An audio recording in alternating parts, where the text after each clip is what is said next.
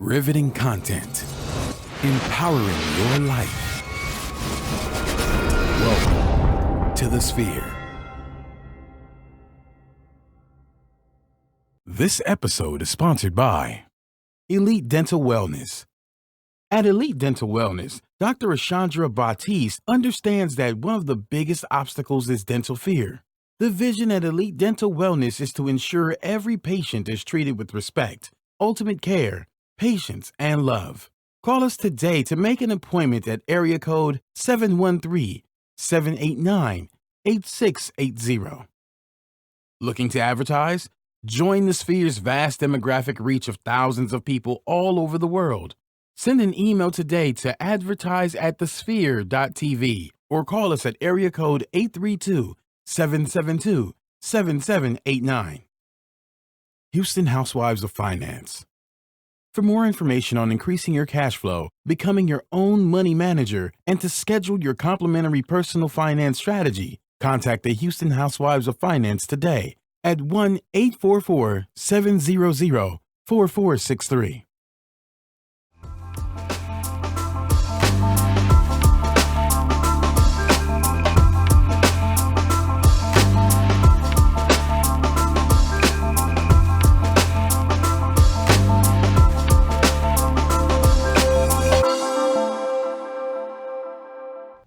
What's up, good people? Welcome back to another episode of Technocrats, where we talk about the ins and outs of technology to empower the digital you. I'm your host, Gary Lee, also known as G Hawkins. Of course, you can find me anywhere: Facebook, Instagram, Twitter, Snapchat, at G Hawkins. That's G Hawkins with the Z. And I'm with my main man, Jay. What's up, Jay? How you doing, bro? Oh, I'm good today, man. What's going on with you, Gary? Man, I'm stressed. You know what it took Yeah. to get this show rolling? Excuse for all the Facebook Live folks. Excuse us. We're running a little bit behind today, but sometimes you have those things. But you know what? When you're going through adversity, that's how you know. That's a test of who you are through adversity. We're gonna continue to push forward here with excellence. That's right what here we at do the here. Sphere. That's what we and do. we got a great guest in today. He's a friend of the show. You've seen him before. He's back. He's back again for the first time, if not the second or the third. Yeah. Mr. McKeever Conwell. What's up, bro? How you doing, Mac? What's good?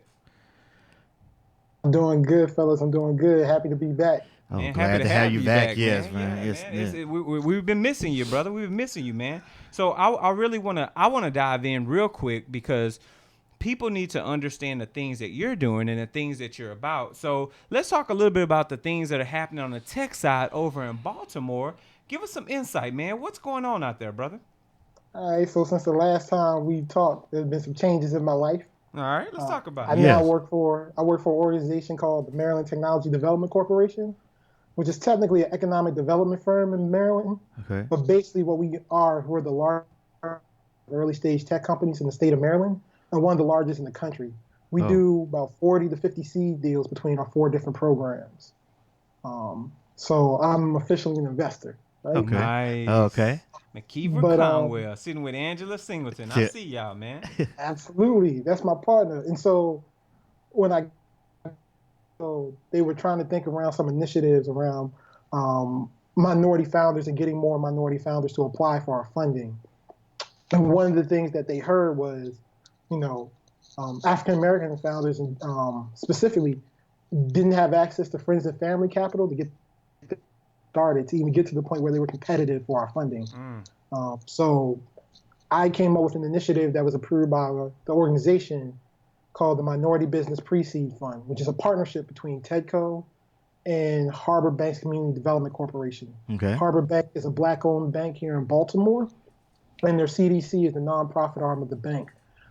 They are actually a 50-50 partner, financial partner in the fund. So they put up half the money, where we're going to invest $40,000 into 10 African-American led companies that can be as early as the concept stage. So literally, you only have on the back of a piece of paper, all the way up to a prototype stage, and you're trying to figure out how to get your product to market. Nice. Where we'll give you the $40,000, we'll get you a mentor, and we're coming up with an online education. I'm in the process of working through a curriculum that will be self-paced.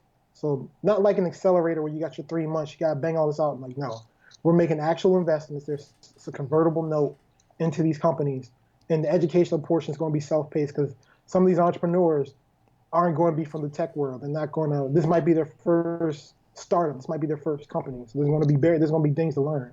And so, we're trying to make it so that it's accessible to anybody. Like literally, your aunt at church who has an idea for an app can apply for the funding if she lives in Maryland or is willing to move to Maryland and potentially get the funding to make it come to life, right? Man, So that's what pure we're doing. dopeness. Yeah, it is. See, and here's the beauty, man. The beauty is that something like that is so needed today. We need those things in areas that have these stereotypes or these stigmas as if education is unimportant or innovative. Being innovative is unimportant. You can have creativity anywhere, especially normally creativity lives where there's a need. It's people who create their way out. They innovate their way out of situations. So I expect Baltimore, I expect places like Chicago, Detroit, places that have had corrupt politics in the past, which has led to the things that they have now, to come up with these type of programs and plans. It just makes sense, Max. So I want to commend you, brother. You and Angela, man. Y'all have we already gonna have to get y'all back on the show. Yeah, you and you Angela definitely. together, get y'all Skyped in one day. But Absolutely. kudos to you, brother, for what y'all are doing, man. That's dope. Yeah, this is definitely something to start of something big because I look at it in most businesses, the biggest deterrent for most people to go with their dream if they have an innovative idea is two things. First of all, can they trust presenting an idea by taking a risk to present it to someone? And really, I guess the first thing is too, they don't have any capital because it takes money to make money, and to get a loan, despite what type of great plan you have or how many years of experience you may have in the industry, and you did a little polling yourself and for your surveys. A lot of these banks expect you to already have some type of collateral or have some type of money in addition to credit, in the 730s. And most average people are not in the 730 credit. Yeah, I think the average is like what, 689. I think it went down some last 2 years in America. So those things right there are deterrents, and by you having this affront for the coming person. But the person who's actually at the ground level working in different things in different areas and industries day to day can be able to come to your organization and present their idea and to know, hey, I'm actually getting some money to get started at the earliest pre-stage. And that's what no one else I know of is doing, bro. Yeah, I don't know if they're doing that. Yeah, it's a little unique like that. Yeah. Now, do y'all have a plan? What do y'all foresee happening down the road? Like, what's that future look like for you all? So right now, it's a pilot program for American founders. So that's going to be the first 10 investments. We're going to see how well it does. If it does well, we plan to open up to other minority and disadvantaged groups and try to make this a full program within the organization. TEDCO has 9 or 10 different programs all together. Another one that we hope to add to the organization, which would be exciting. And we'll add things for women entrepreneurs, Latino entrepreneurs, veteran entrepreneurs. That's good. We want to Very be good. Inclusive. Yeah. So this is just the pilot. See how it works. Okay. We finished our first round of applicants. We had the application up for a month. We got 120 applications. Oh wow. Okay. We were able to pick 3 winners. So it was very competitive. The next round of applications will be closed July 14th. Then October 1st and January 1st. So we got 3 more rounds of application for the fund, and we'll see what happens after that. I'm excited. That is very exciting. Like I say, because like you mentioned, how it's catered to be inclusive of everyone. Unfortunately, majority of all the programs that's already established automatically is rooting out the minorities. Yeah. They pretty much don't have a chance because of the education factor, the trust factor, and like we talked about earlier, the capital. But you mentioned that you're considering a lot of applicants from Baltimore area, or Maryland rather, and you had some people who applied outside of that area.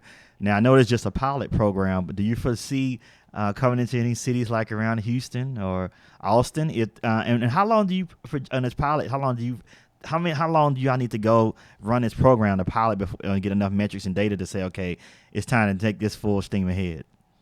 Well, first and foremost, TEDCO, Maryland Technology Development Corporation, is an economic development firm for the state of Maryland. So our Okay. goal is to drive economic development in Maryland, create jobs in Maryland. Oh man, okay, get you out Gotta here, take care of Houston.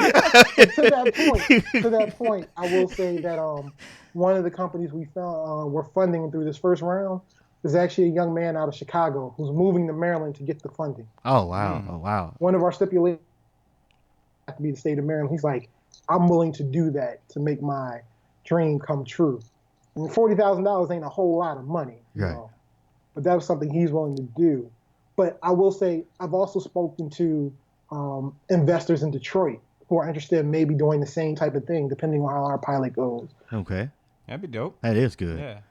Washington, D.C., and other states. So, you know, hopefully the pilot goes well. We can prove out this model and see it happen in other places, just like Houston. Yes. Yeah. I like yeah, that, man. yeah, I like that a lot, that man. sounds- I see that within the next 10 to 15 years, the way the economy, well, the business is going to be, and with different entrepreneurs, just the whole dynamic is going to be changed, bro. Because I see these people coming to these pilot programs, and as they go full steam ahead, you're going to see a lot more representation. Yep. And I think it's going to actually benefit technology as a whole because you have more diversity and variety. And that's one of the big things you heard about some of the tech companies with Apple and Google in their hiring practices. Because you think about it, you're going to reach a stale point if you only hire white males or Indian for your companies. You're not really able to feature on different people, different culture and mindsets. People have different everyday uses. But when you have something like what you all are doing, it's all inclusive. I mean, you can't help but have a win-win situation, and you can have different things you can market, and to bring all those different people to the table. Man, it's amazing to see what's going to come from that. Yeah. Yeah. I gotta say, I'm really excited about it. So. Yeah. I'm excited, but I can't go to Maryland right now. Yeah. Ain't nobody making it. We not making that trip. Yeah. Not a permanent one, at least. Yeah. Yeah. Hey, I understand. Yeah. So definitely, man, we got to stay abreast on that, and you've got to keep us up to date how this pilot program goes, and fingers crossed, hopefully things will push forward.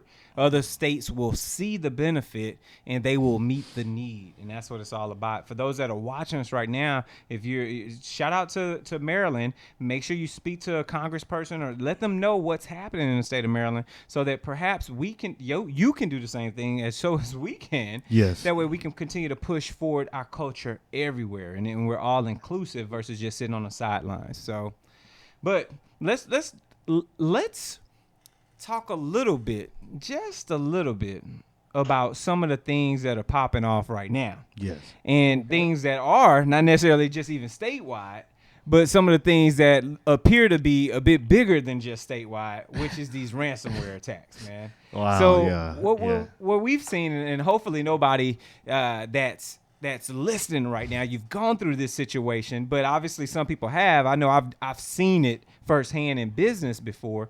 But we've got some global ransomware attacks happening, and in this time, it's weaponized through software updates. Yes. You know, we saw WannaCry happen about a month or so ago, and using a particular exploit.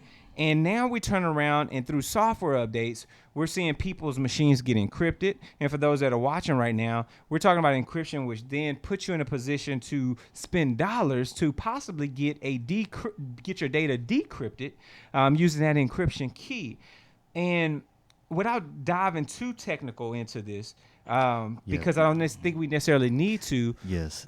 What I want to ask you all is, where do we see the future going when it comes to data protection? What are y'all thoughts on that?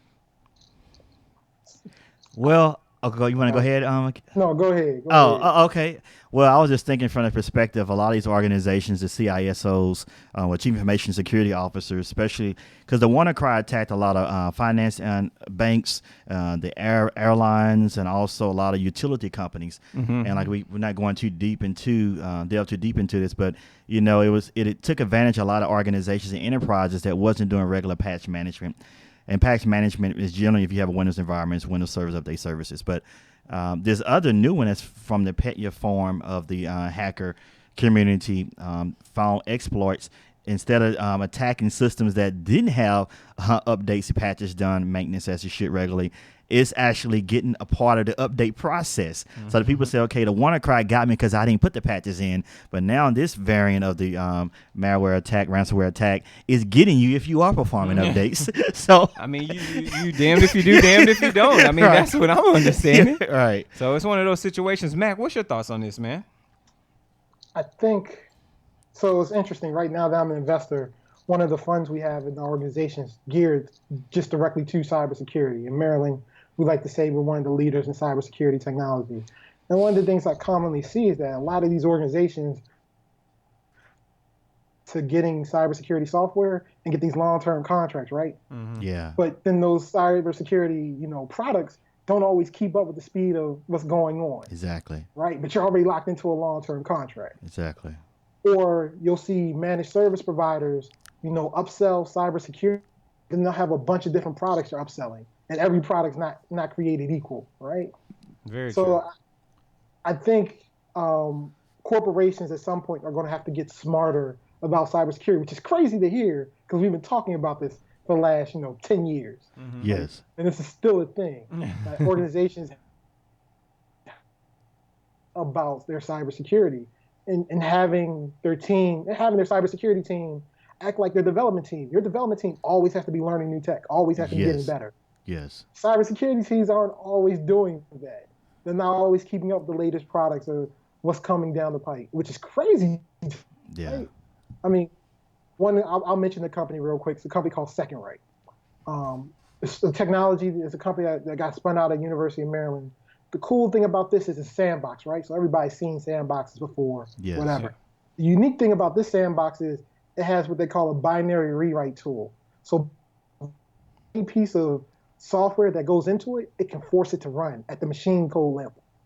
So at the machine code level, it'll go through every line of code and force it to run to see if there's anything malicious. Wow. Okay. I've never seen anything like it, right? But it's such a new company, being a startup, it's still trying to get out there. A lot of amazing technologies like that are trying to get the market, but corporations aren't thinking that way. They want something that's been established, that's been around. Right. And the whole time they're looking for the right thing, for the right tool, they're getting hit left and right with these ransomware attacks, right? So I think corporations need to get smarter and more intentional about their cybersecurity. The human flaw than the technical flaw, because the technology exists. Yeah. And I couldn't agree more. I don't know why people sit on the security side of things and they sit stagnant, right? Because that's the big takeaway. And Mac, you hit the head on a nail. You got people that are sitting in these seats and you're being attacked daily. Like it's literally every day people are finding new exploits. People are finding new ways to come in and take over your computer and put you in these vulnerable situations through vulnerabilities, no pun intended. Right. But these are the things that are happening. And the security teams are not taking it, from what I understand, not taking it serious, right? And somebody has to put the pressure on someone. When you hear a hospital has lost data, you know what I'm saying? When some of these organizations that you would not necessarily expect to lose data, it's saddening. It's saddening. And then, the smaller entities that are taking care of the small businesses, sub 500 employees, we're out here hustling and grinding to make sure things are right, where big institutions are just like they're sitting on their tush. They're sitting on their butts. Right. So Yeah, I agree. But I have something to add. But first, let me mention this message from one of our sponsors. Look at you. This portion of the show is sponsored by Elite Dental Wellness. At Elite Dental Wellness, our vision is to create a welcoming practice that will offer exceptional dental care and a lifetime of dental wellness. We are committed to the finest possible oral care and the overall health and well-being of our patients. Elite Dental Wellness is built upon a foundation of integrity, expertise, and service. Through our commitment to modern dentistry, continuing education, and friendly atmosphere, we strive to make our patients feel that they are part of our family. Dentistry can be scary, daunting, and uncomfortable. Dr. Batiste and her team work tirelessly to ensure your comfort. Make your appointment today with Dr. ASHANDRA Batiste at Elite Dental Wellness at 713-789-8680. There it is, man. Elite Dental Wellness. Yes. Get your mouth right. So migrating away from the security aspect of things, right? Let's take it to the social side of things, Right. and let's talk a little bit about good old Facebook.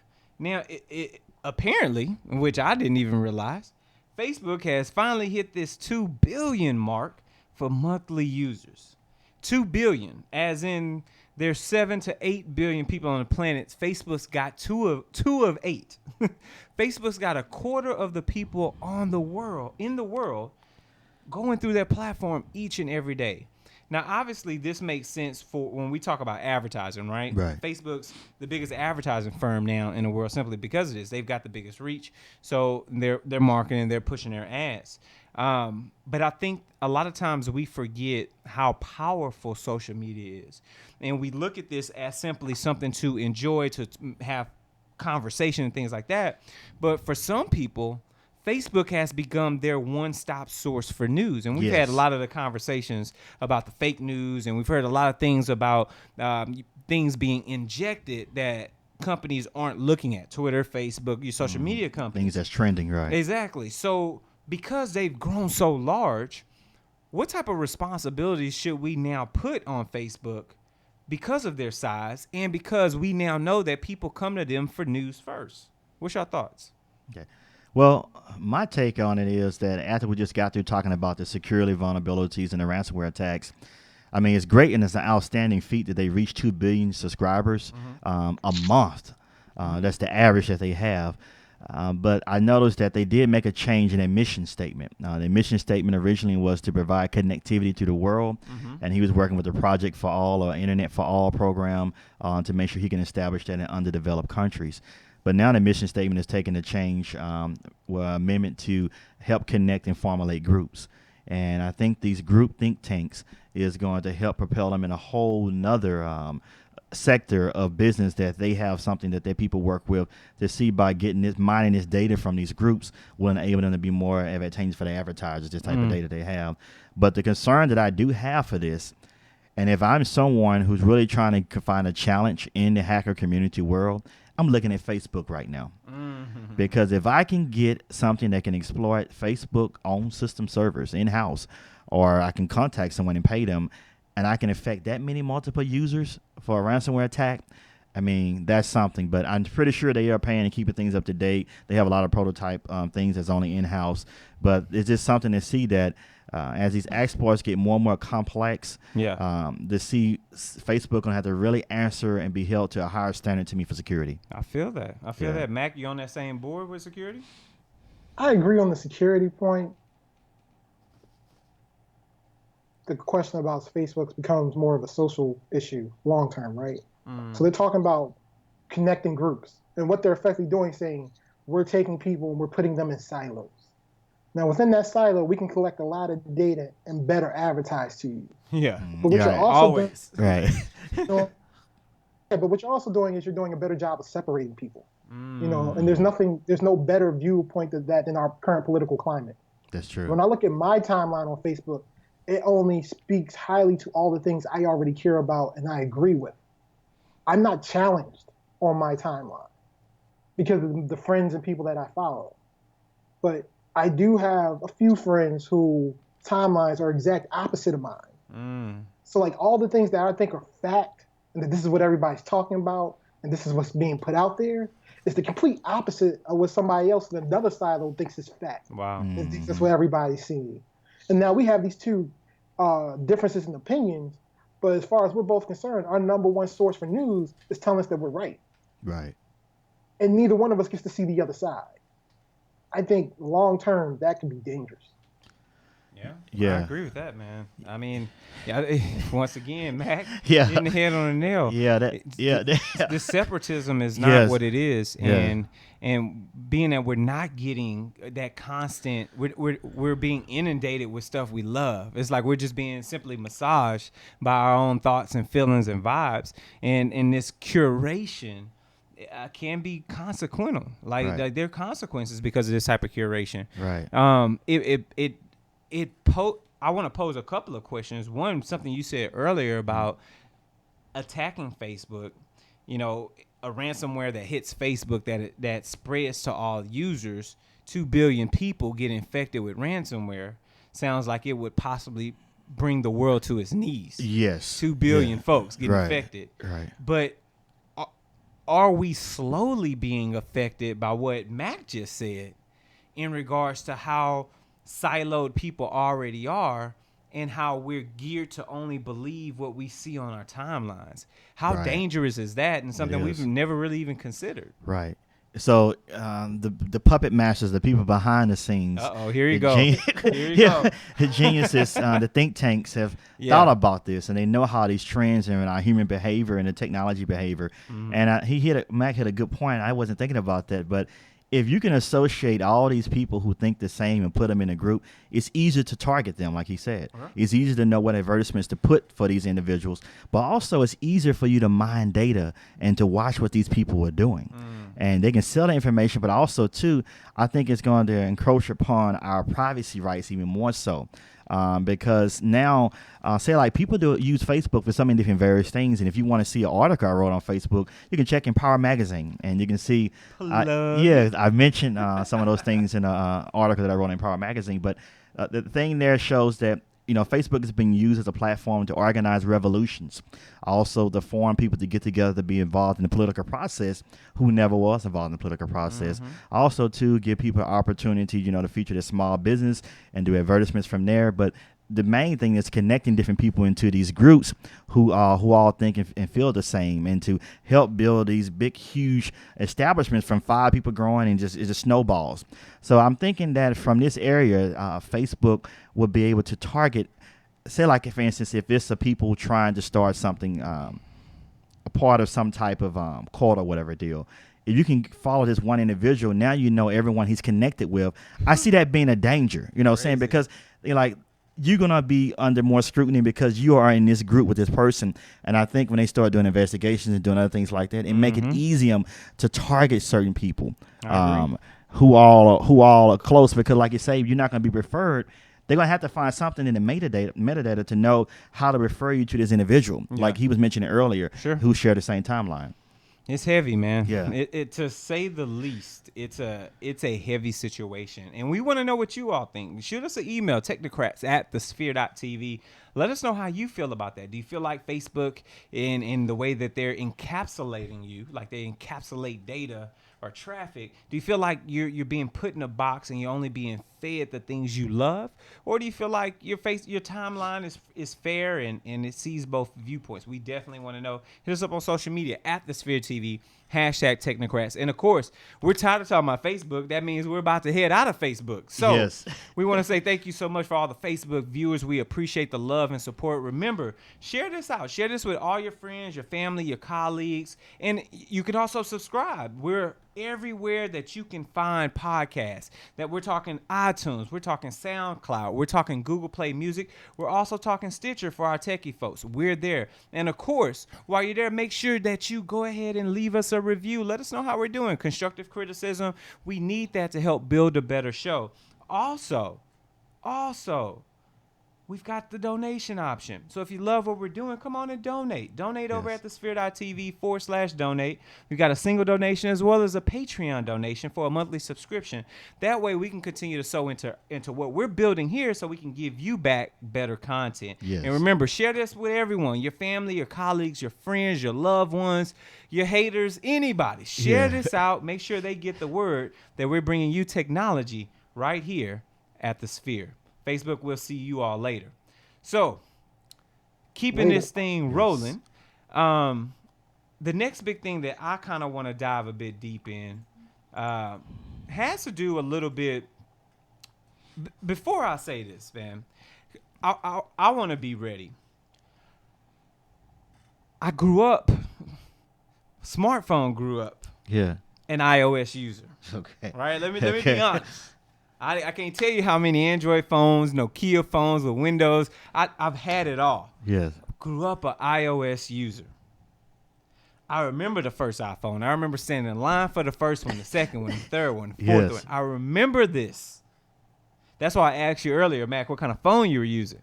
So I remember this, but I had to let it go because I enjoy Root too much. Yes. I enjoy Tasker too much. Yes. I enjoy doing things with my phone that I enjoy NFC too much at the time. Now everything's voice operated. I don't use NFC that much anymore. But I'm happy to say, and it was a pleasant surprise for me, that Facebook has already released iOS 11 beta. Apple. And, excuse me, I said Facebook. Yes. Apple has already released You know iOS something? 11 Okay. beta. I tried to let go of Facebook. They still got me. Has already released the beta, and you can go grab it right now. Now, I will be the first to say this, and I've got to be honest.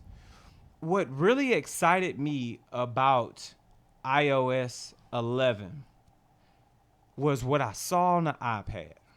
When I saw that iPad with the multitasking, finally, with the drag and drop, about time, with the what's the bar called at the bottom? The little taskbar. I guess like a taskbar on the Windows taskbar, but the dock. The dock. Excuse me. There we go. With the dock at the bottom. When I saw all these feature sets for the iPad in particular, I said that might be a laptop replacement. Finally, because they've been talking about that for a long time. Yes. And we see it's in the software. Right. It's always been in the software. And there's always been a conversation about you will cannibalize your Mac sales if your iPad becomes too much like a desktop. Right. I think they're getting close to that. Let me reverse the order because I know where you stand. Yes. Mr. Apple guy. I know where you stand, Jay. Yes. Mac, talk to me, bro. How do you feel about iOS 11 beta and what Apple's bringing to the forefront? I'm not an iOS guy, so I'll be the first to admit that, right? That's why I asked you. Yes, give it to us. But- Give it to okay. I mean, if you ask me, Apple's still playing catch up to everybody. Okay, talk about it. You know, you talking about the iPad finally being able to replace your laptop or whatever, right?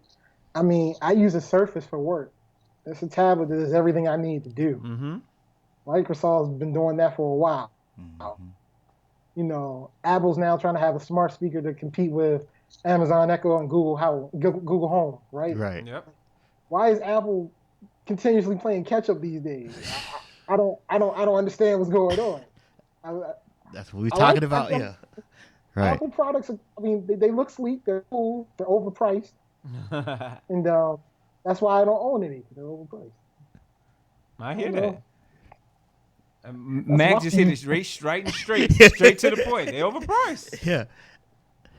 Well, I'll say this, man. And for those that are watching right now, take a look at this photo again that we're going to put up. Notice what looks different about this photo. Now, this is just BGR's webpage, so shout out to BGR. But they've got an image. When you see what's not at the bottom of this image, there's no home button at the bottom. You see they got the fingerprint icon to the bottom left-hand corner. So maybe they're predicting what the next iPhone is going to look like, which is fine. And, you know, everybody's I moving like to that. Yeah. I'm sure you do. Yeah. I'm sure you do. Sure you do, Mr. Apple.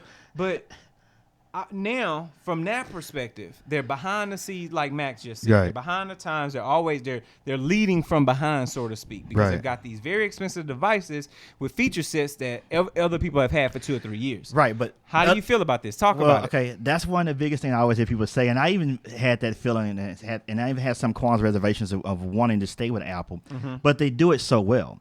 They make the necessary enhancements, and they bring it into their ecosystem. They bring it into their interface in a way that is logical, that you can learn one device and know how to work everything in their portfolio of devices and hardware. I can't say that about another product. And then, too, it maintains a certain level of quality, having a certain elegance. And think about it, you don't have that many crashes and bugs as you do and everything else, nor do you have the fear of worrying about security. And that's what You got cracked phones, though. Yeah, and that's what most people who get into the Apple community, once they buy in, they lose. They lose a lot of their freedom.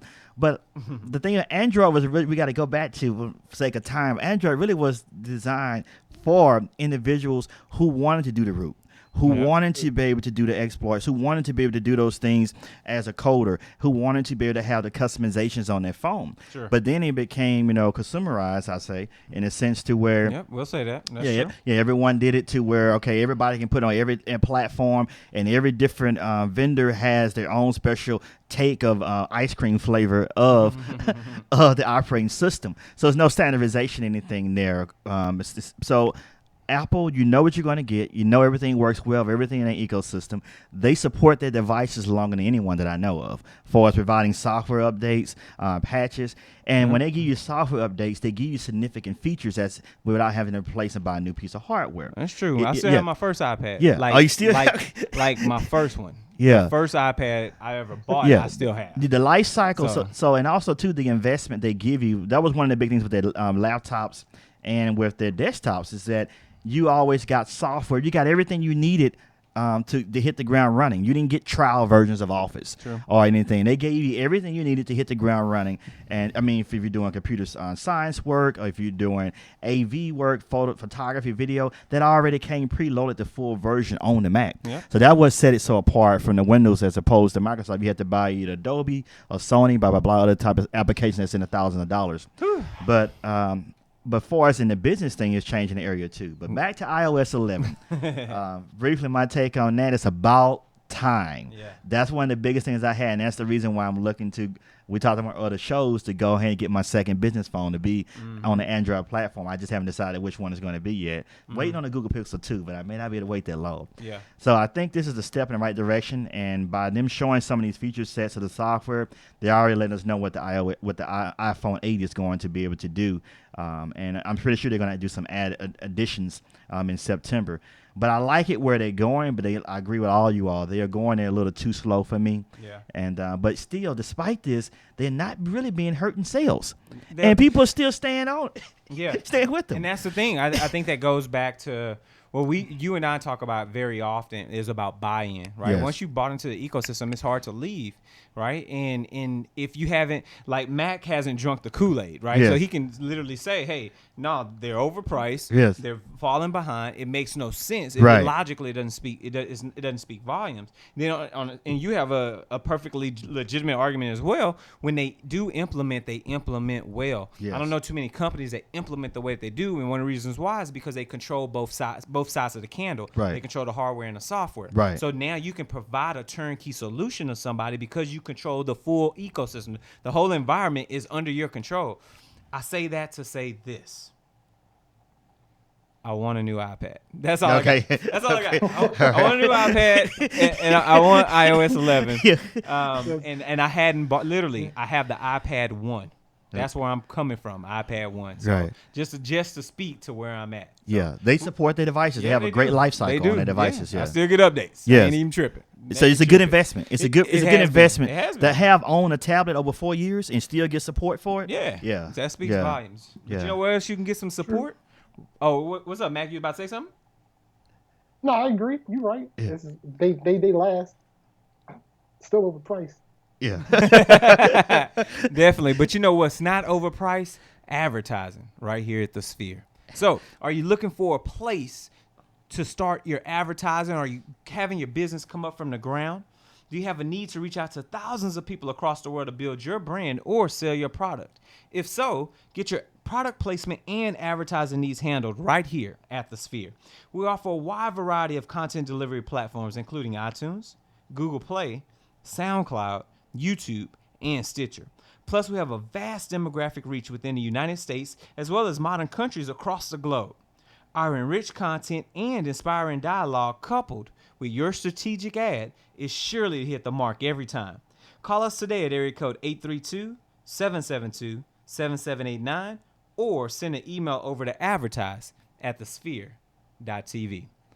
So boom, there it is. Yes. Never overpriced like an Apple product. But that's just what it is.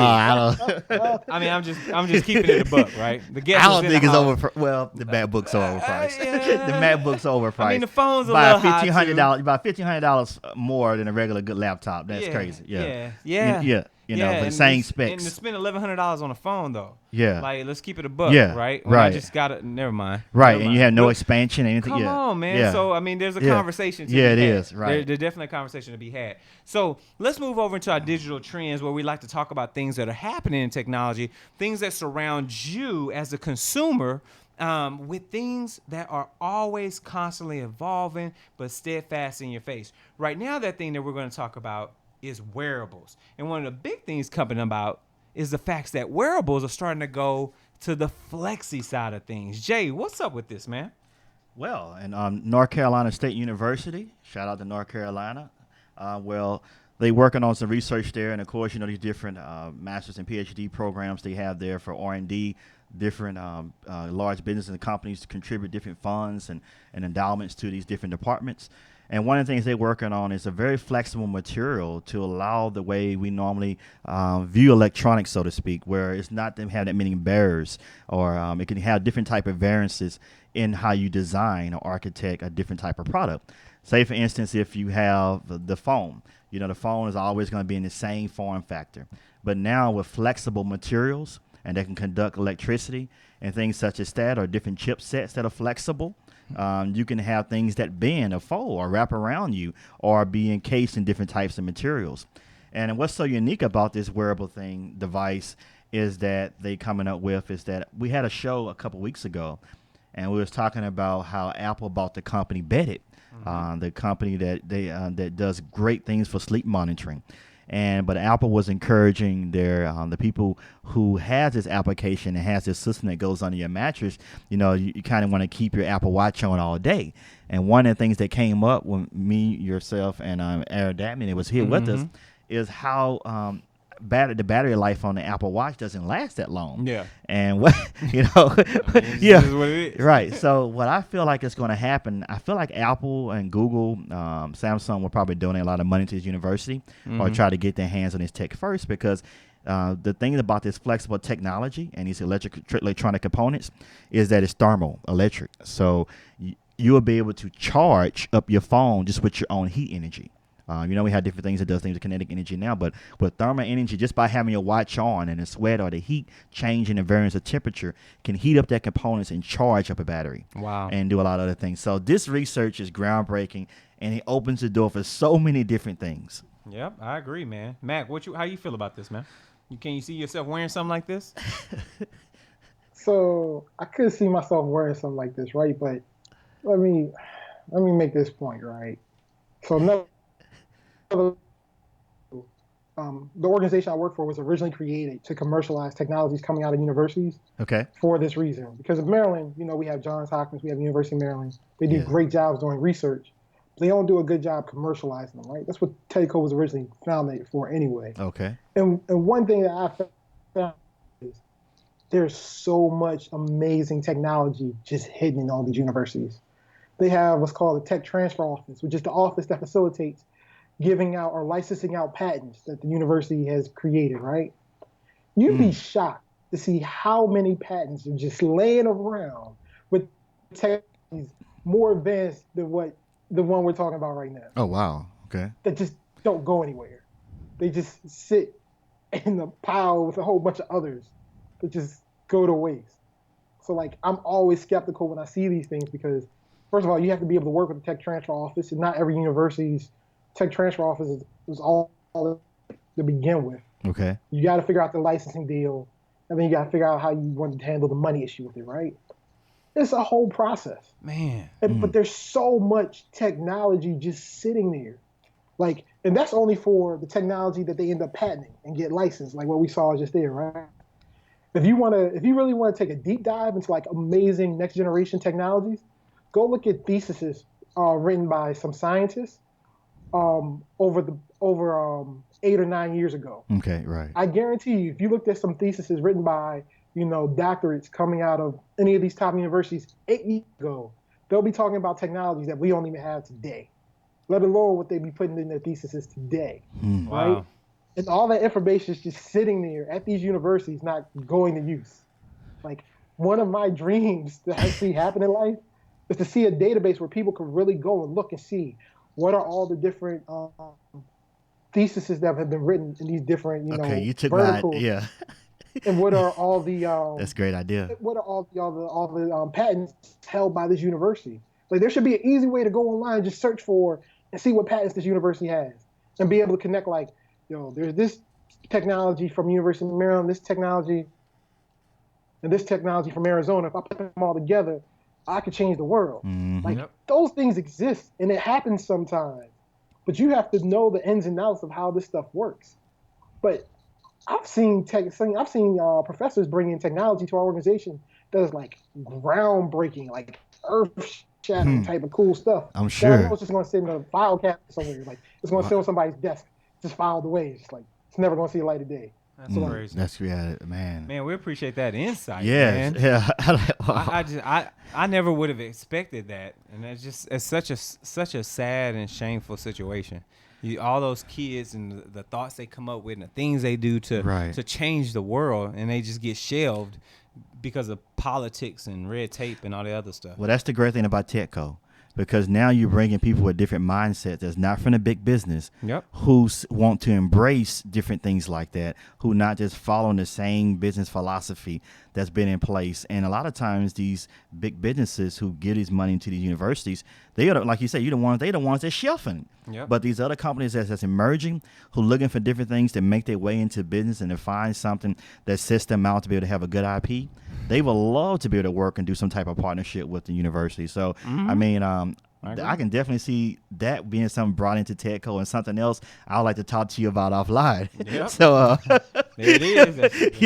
It's happening. The partnership is happening, man. Absolutely. Yes. Definitely, man. I'm excited. Hopefully we get a chance to see everything that we want to see happen. Things come to fruition that we really believe is good tech. That's my hope and dream. You know, it makes no sense for us to be into technology, to be dreamers, and things that could, as Mac mentioned a minute ago, you got 3 different schools, they get together, boom, it changes the world, and they don't even know it, and they've had the tech for 10, 15 years.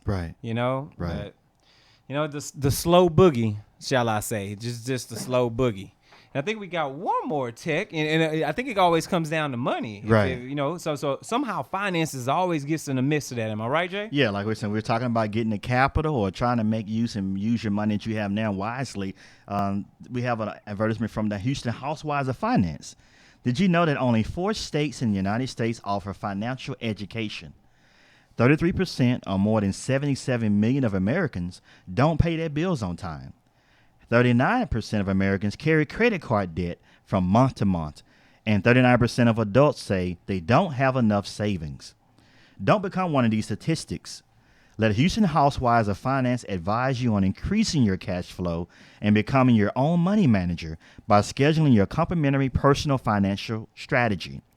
Contact Houston Housewives of Finance today at 1-844-700-4463 or email us at info@houstonwivesoffinance.com. Ask us how you can participate in a complimentary financial literacy workshops near you. Houston Housewives of Finance are the new faces of the new age of financial services. There it is. That's it. There it is, Yes. man. So get your money right. Yeah, people. definitely. Yeah. We say that in unison. Get your money right. So don't end up like some other folks, man.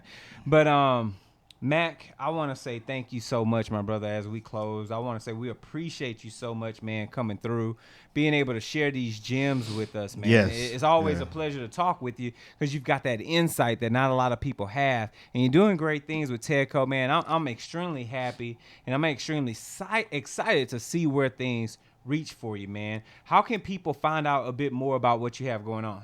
Yes. People can always reach me. The easiest at Mac Conwell, MacConwell. Just tweet me. I'm pretty responsive. Okay. Pretty good. And of course, go ahead. No. I was going to ask you about TechCo and how do they find out more about TechCo? Yeah, like a newsletter or a subscription, anything for TechCo? Oh, yeah. You can go to our website. Okay. TEDCO.MD to sign up for the newsletter. Check out all our different programs that we have to offer. Okay, I'm signing up now. Understand though, if you're coming to if you're looking for funding, we do have a principal place of business. Has to be the state of Maryland. Yes. So if you're looking, we could talk more about that stuff too. Okay. That's what's up, man. That's it, well, man. We're definitely going to be promoting that here on the show. Let people know, especially if they're in the city of Maryland, the state of Maryland, if they're in Baltimore, any surrounding areas where they can DC, go to get some startup capital, man, to pursue their dreams. That's so important, so important. Jay, of course, where can people reach you at, man? Hey, y'all continue to hit me up on Instagram and Twitter at AstroTesla80. There it is. And, of course, you can reach me anywhere online, Facebook, Instagram, Twitter, Snapchat, at G Hawkins. That's G Hawkins with a Z. Remember, you can reach us here at the show if you got any questions, want any follow-up. Technocrats at thesphere.tv or on any social media platform at thesphere.tv, hashtag Technocrats, and we'll definitely answer your questions. Once again, Mac, we appreciate you, good sir. This has been Absolutely. another Yes, man. great episode of Technocrats. Yes, we very. will see you all next time. Take care. Bye.